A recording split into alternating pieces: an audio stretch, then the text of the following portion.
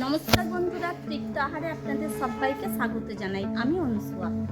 চলুন, আজ একটা দুর্দান্ত রেসিপি আছে আপনাদের জন্য। চলুন সেটা শুরু করি।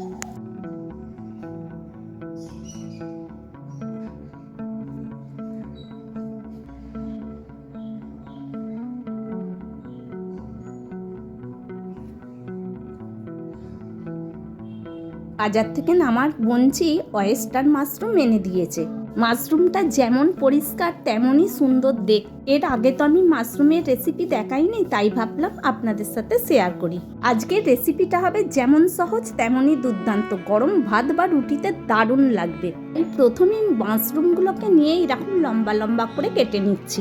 বেশি কিছুই নয়, মাশরুম থেকে একটা করে পাপড়ি খুলে নিয়ে এইভাবে লম্বা লম্বা করে কাটা।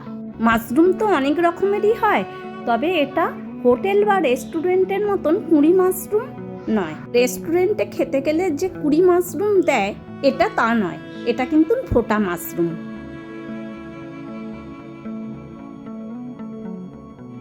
এর একটা ফুল কতটা বড় দেখুন, দেখেই মন ভরে যাবে। তো চলুন আমি সবটাকে কেটে নিই। কোনো অংশটাই বাদ যায় না, সবটাই কেটে নেওয়া হয়।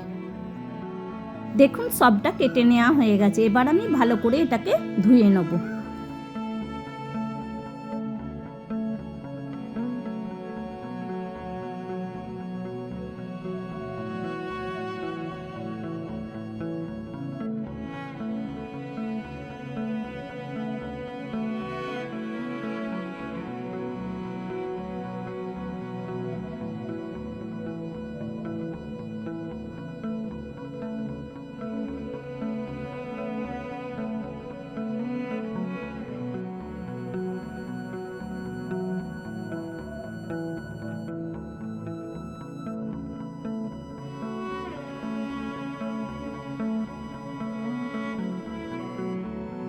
এবার গ্যাসটা অন করে দিয়ে একটা কড়াইয়ে বেশ কিছুটা জল বসিয়ে দিলাম।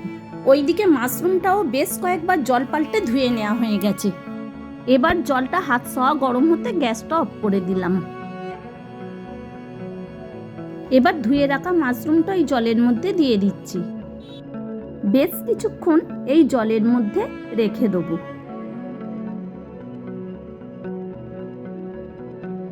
যদিও এটা খুবই পরিষ্কার, তাও যদি কোনো জাম থাকে তাহলে সেটা কেটে যাবে।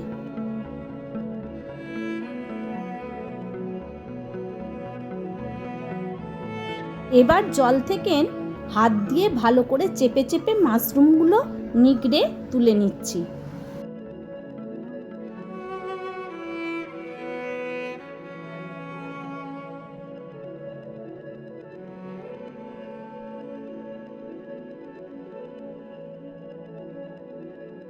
নিগড়োবার সময় দেখে নেবেন যাতে মাশরুমগুলোর মধ্যে কোনো রকম আর জল না থাকে।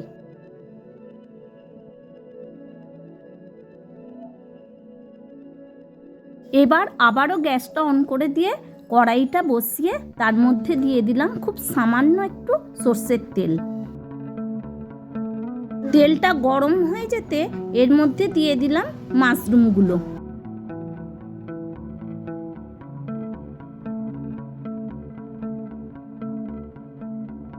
এবার ওপর দিয়ে স্বাদ মতন নুন দিয়ে পুরোটাকে খুব ভালোভাবে মিশিয়ে নেব।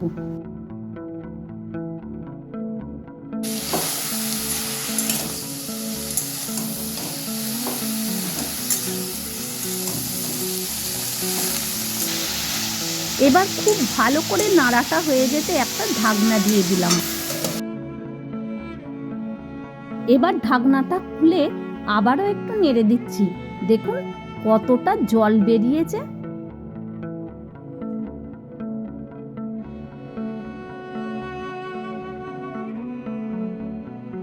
দেখুন আবারও আমি ঢাকাটা দিয়ে দিচ্ছি। আবারও একটু পরে ঢাকাটা খুলে আমি নেড়ে দিচ্ছি। দেখুন মাশরুমটা অনেকটাই সেদ্ধ হয়ে এসছে আর অনেকটাই কমে গেছে। এদিকে আমি দুটো মাঝারি সাইজের পেঁয়াজ কেটে নিয়েছিলাম, সেটাকেও আমি মাশরুমের মধ্যে এবার দিয়ে দিচ্ছি।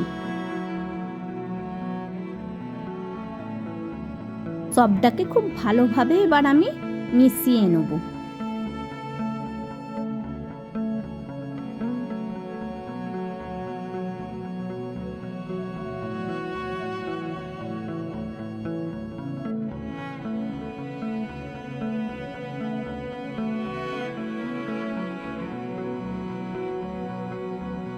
এবার কিন্তু আমি ঢাকাটা আর দেব না, ভালো করে নেড়ে চেড়ে মাশরুমটাকে ভেজে নেব।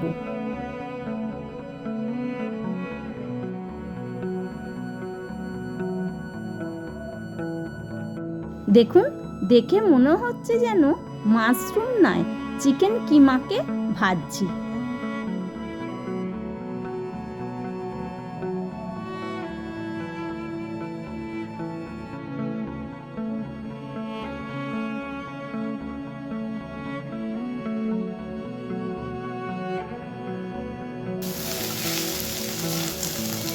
দেখুন বন্ধুরা, এবার প্রায় ভাজাটা সমাপ্ত।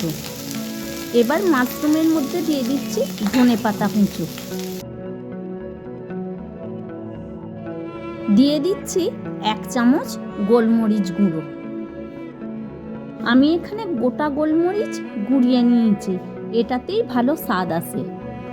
যদি গোটা গোলমরিচ গুঁড়ো করে দেওয়া সম্ভব না হয়, আপনারা চাইলে পাতা গোলমরিচের গুঁড়োও কিনতে পাওয়া যায়, সেটা দিতে পারেন। দেখুন, পুরো রেসিপিটা আমার তৈরি। এবার ওপর দিয়ে সামান্য লেবুর রস দিয়ে দিচ্ছি।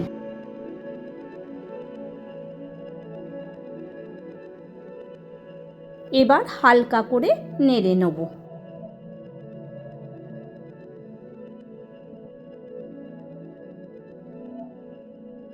ব্যাস তৈরি হয়ে গেছে আজকের রেসিপি। বন্ধুরা, আজকের আমার এই মাশরুমের রেসিপি আপনাদের কেমন লাগলো অবশ্যই আমায় কমেন্ট করে জানাবেন। ভালো লাগলে একটা লাইক, শেয়ার, আর নতুন বন্ধুদের কাছে আমার অনুরোধ, আমার চ্যানেলটা সাবস্ক্রাইব করে দেওয়ার। পরের দিন আরও কোনো রেসিপি নিয়ে হাজির হয়ে যাব। Thank you.